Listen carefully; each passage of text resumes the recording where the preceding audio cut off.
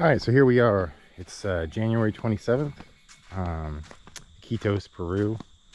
It's just before 9 a.m. So last night's ceremony, I went into it with the intention of the things that I talked about yesterday, and what I got was several things. I didn't get what I... Anyway, so one of the things that the Mother Soul of Divine talked to me about, the Spirit of Divine, was saying that, like, I need to go on some kind of boat trip. Like, I'm going to be presented with an opportunity down the road. It could be next month, it could be next year, it could be 10 years from now, I don't know, where I'm going to be invited on a boat, not like a cruise ship, but like a hey, come, I don't know, go on this boat, and it might be a month or 2 month or 6 month, like, kind of living on a boat thing. And I'm supposed to do that because it's going to open up a whole new world of opportunities to me that I didn't know about. And that when that opportunity comes, when they said, like, when someone says, like, hey, you want to go on this boat trip with me, I'm definitely supposed to say yes to that and then go on that. So I thought that was kind of interesting. I mean, that's kind of me putting it into words. There's a little bit more going on than that, but that's kind of the best I could, like, explain to someone. Again, as Lawrence Fishburne said, in order for you to understand the Matrix, you need to see it for yourself. And what else? I deal with these things called cognitive distortions. It's more of like a like what ifs, you know, like I worry about weird shit sometimes, like, well, what if this happens, and then what if that happens, and then what if, and she basically showed me, like, in a step-by-step process, why the things that I worry about aren't real. I mean, and I was like, oh, so I don't need to worry about these anymore. And she was like, no, like, because they're not real, so stop worrying about it. And I was like, oh, okay. And I was like, but I'm still worried about it. Like, what if you're wrong? And it's like part of the like the whole cognitive distortion is you have these, like, what ifs. And I don't know, but I feel a lot better because she kind of explained to me, like, in a step-by-step way, why these things are silly. And then I need to get into scuba diving too. So not only this boat trip, I used to scuba dive when I was much younger with my dad.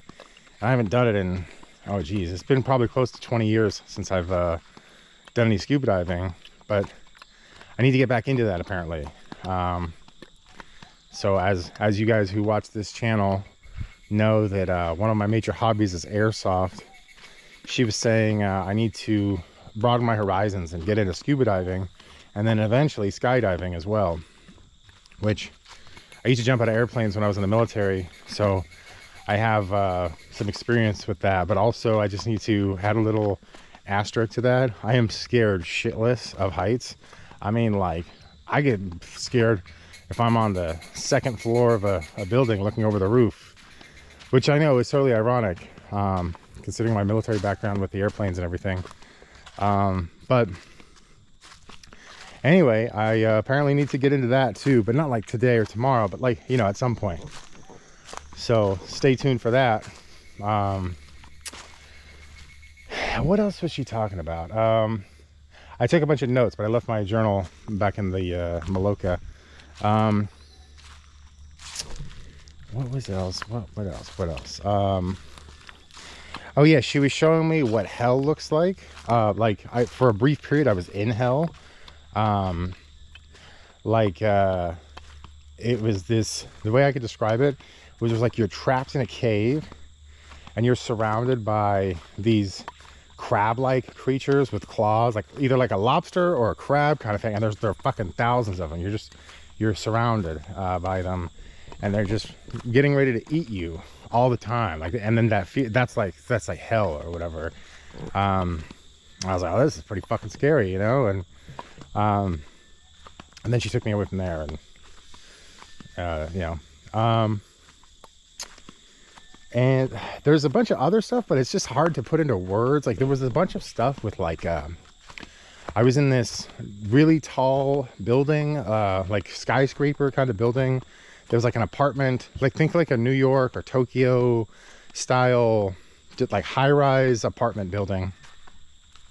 And I was like on like a special operations team or like some kind of close quarters combat thing, like clearing rooms, and then we were hooking up grappling hooks to like an outer balcony and then rappelling down. I mean, it was really cool.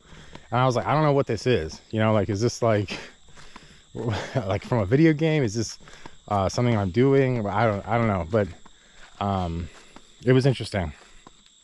Other than that, it was a much lighter experience. Like I didn't see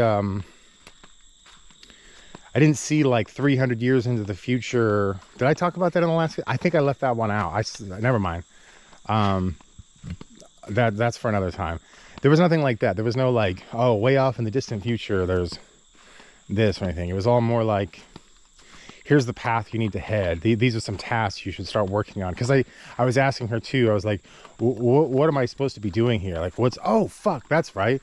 So she had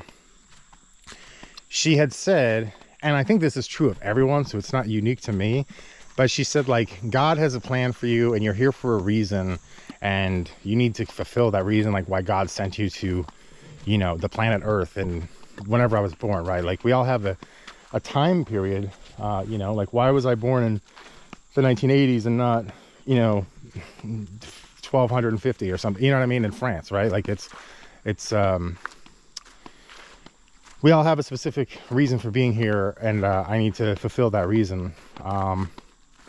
She didn't say what that reason was. She just said like, here's some steps you need to start following and going on, and go on this boat trip, go scuba diving and things like that. So yeah, anyway, tonight we're doing another ceremony, so I'll have maybe some follow-up tomorrow on what that's about. But anyway, here we are in Iquitos, Peru, out in the Amazon jungle. All right, talk to you next time.